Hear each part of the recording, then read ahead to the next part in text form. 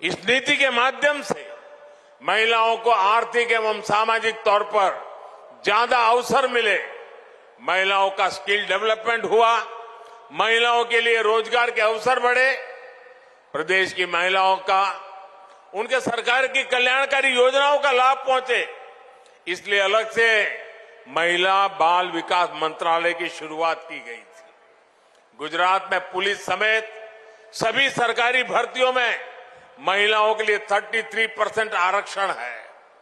गुजरात में पशुपालन के व्यवसाय में भी 65% से अधिक हमारी माताएं बहनें कार्यरत हैं। अकेले गुजरात में डेयरी क्षेत्र में 35 लाख से ज्यादा महिलाएं सक्रिय भागीदारी कर रही है। महिलाओं को पशुपालन व्यवसाय में बल मिले, इसलिए प्रदेश में महिला दूध सहकारी मंडलियों का गठन किया गया। हमने उस समय ही डेयरी के पेमेंट के लिए डिजिटल पेमेंट की व्यवस्था शुरू की थी।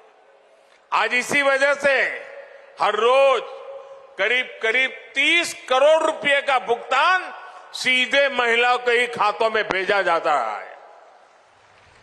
महिलाओं के खातों में सीधे डिजिटल पेमेंट की व्यवस्था का बहुत बड़ा लाभ हमारी माताओं बहनों को मिला है। साथियों, गुजरात की आदिवासी महिलाओं को सशक्त करने के लिए वन व्यवस्थापन मंडलियों में महिलाओं को प्रमुखता से स्थान दिया गया। आज लाखों महिलाएं वन विकास में अपना योगदान दे रही है। गुजरात में महिलाओं को स्वरोजगार में परेशानी ना आए, इसलिए महिला आर्थिक विकास निगम की शुरुआत की थी। महिलाओं के आर्थिक सशक्तिकरण के लिए मिशन मंगलम की शुरुआत की गई। महिलाओं के हुनर को बल मिले, इसलिए सखी मंडलों का गठन किया गया। आज गुजरात में 2.5 लाख से ज्यादा सखी मंडल कार्यरत है और उनके बनाए गए उत्पादनों की बिक्री के लिए खास मेलों का आयोजन किया जाता है। गुजरात में एक समय माता मृत्यु दर काफी ज्यादा हुआ करती थी। प्रसूता माताओं को बचाने के लिए हमने चिरंजीवी योजना शुरू की, उनके पोषण पर काम किया और आज के नतीजे हम देख रहे हैं। साथियों, ये सब कोई ऐसे ही चलने वाली सामान्य प्रक्रियाएं नहीं थी। इसके पीछे एक लंबी सोच थी, सोची समझी दूरगामी रणनीति थी। आज इसका प्रभाव हम गुजरात में देख रहे हैं। आपसे मैं भी अनेक बहनें ऐसी होगी जिन्हें नीतियों के कारण लाभ हुआ है, जीवन में आगे बढ़ने का अवसर मिला है। साथियों, पानी समितियों में महिलाओं की भागीदारी, महिला नेतृत्व की शुरुआत भी हमने सबसे पहले गुजरात से ही की थी। गुजरात की पानी समिति की इस व्यवस्था को अंतर्राष्ट्रीय अवार्ड भी मिला था। मुझे याद है कि इस पहल के लिए गुजरात को न सिर्फ राष्ट्रीय स्तर बल्कि अंतर्राष्ट्रीय स्तर पर भी सराहना मिली थी। गुजरात को यूनाइटेड नेशन और कॉमनवेल्थ एसोसिएशन से 2 बड़े अंतर्राष्ट्रीय अवार्ड भी मिले थे। इन्हीं अनुभवों से सीखते हुए हमने देश में जल जीवन मिशन शुरू किया। आज पूरे देश को जल जीवन मिशन के जरिए उसका फायदा मिल रहा है। माताओं बहनों, बीते 9 वर्षों में हमने देश में महिलाओं के लिए जन्म से लेकर के वृद्धावस्था तक पूरे जीवन को बेहतर बनाने के लिए काम किया है। हमारे देश में कन्या भ्रूण हत्या से लेकर बच्चियों की अशिक्षा तक ऐसे कितने सामाजिक कलंक लगते थे। हमने बेटी बचाओ बेटी पढ़ाओ अभियान शुरू किया।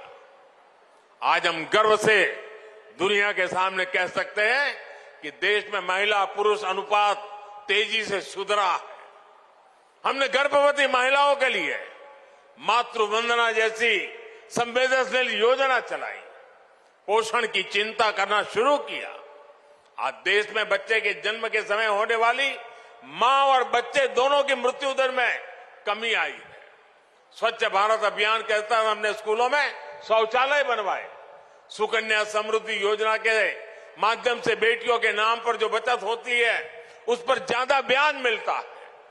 जब बेटियां पढ़कर आगे बढ़ती हैं तो उनके कैरियर के लिए सेना से लेकर माइनिंग तक हर क्षेत्र में दरवाजे खोल दिए गए। इससे बेटियों में पीछे होने की भावना खत्म हुई है। एक आत्मविश्वास आया है। और आज देश की इंडस्ट्री हो या खेल का मैदान, बेटियां हर जगह नई बुलंदियों को छू रही है, देश का नाम बढ़ा रही है। कल ही हमारी वुमेन क्रिकेट टीम ने एशियन गेम्स में गोल्ड मेडल जीतकर भारत का परचम फहराया। माताओं बहनों, ये आपकी बढ़ती ताकत का ही नतीजा है कि नारी शक्ति मंथन अधिनियम संसद में रिकॉर्ड मतों से पास हुआ है। जिन लोगों ने दशकों तक इस लटका कर रखा था, उन्हें भी आपके डर से ही इसका समर्थन करने के लिए मजबूर होना पड़ा है और वोट डालना पड़ा है। ये आपकी मजबूती है जो उन्हें मजबूर कर रही है।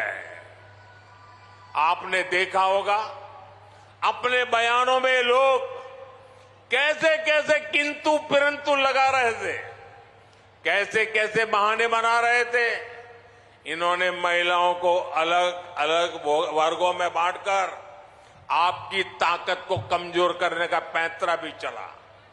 लेकिन जब इन्हें लग गया कि ये सरकार पीछे हटने वाली नहीं है, जब उन्हें लग गया कि देश की महिलाएं देख रही हैं कि संसद के भीतर क्या हो रहा है, तो इन्हें मन मानकर मजबूर होकर इस कानून के पक्ष में वोट करना पड़ा।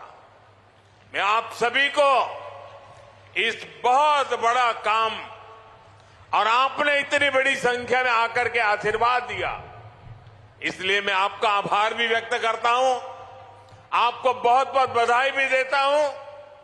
जल्द ही इस कानून की ताकत से आप सब देश की बेटियां ज्यादा संख्या में विधानसभा और संसद में भी पहुंचेगी और देश की आवाज बनेगी। आप सबको मेरी तरफ से बहुत बहुत धन्यवाद। नमस्कार। भारत माता की, भारत माता की बहुत बहुत धन्यवाद। बहुत बहुत बहुत ધન્યવાદ। ખૂબ ખૂબ ખૂબ આભાર માનનીય વડાપ્રધાન શ્રી આપનો।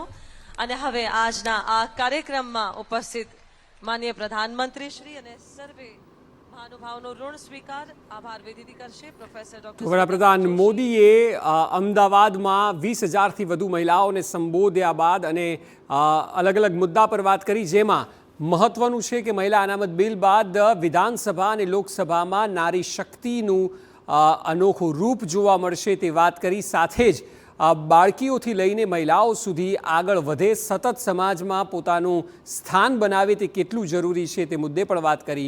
તેઓએ વિપક્ષ પર અલગ અલગ મુદ્દા પર અને ખાસ કરીને અનામત બિલ અને મહિલાઓના મુદ્દે રાજકારણને લઈને તેઓએ પ્રહાર કર્યા। 27 વર્ષથી આ મહિલા અનામત બિલ અટકેલું હતું અને વડાપ્રધાન મોદીના શાસનમાં લોકસભા અને રાજ્યસભા બંનેમાં પાસ થઈને બિલ બન્યું, ત્યારે તે મુદ્દે 20,000થી વધુ મહિલાઓને તેઓએ આજે અમદાવાદ ખાતે સંબોધ્યા અને સંબોધ્યા બાદ મહિલાઓનું સશક્તિકરણ મુદ્દે લગભગ તેમનું ભાષણ 10થી 15 મિનિટનું રહ્યું, પરંતુ તેઓએ ભારતીય મહિલા ટીમ સુધીના ઉદાહરણ આપ્યા, એટલે એક પ્રેરણાત્મક ભાષણ આપવાનો તેઓએ પ્રયાસ કર્યો।